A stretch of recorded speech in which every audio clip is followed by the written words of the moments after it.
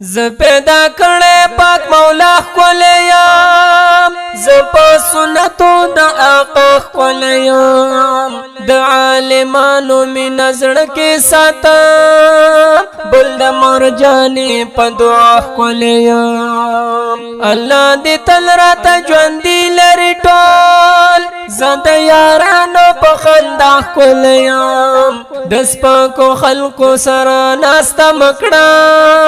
په نصیحت خپل بابا کولیم مسافرې د ځکه خړ پړ ښکارم ګنې وطن کې خو بل حق کولیم چې کوم غمونه دي زما په سر دي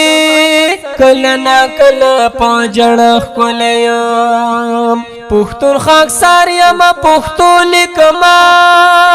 په دې پښتو بې انتها کولیم پښتون خاکسار یم پښتو لیکما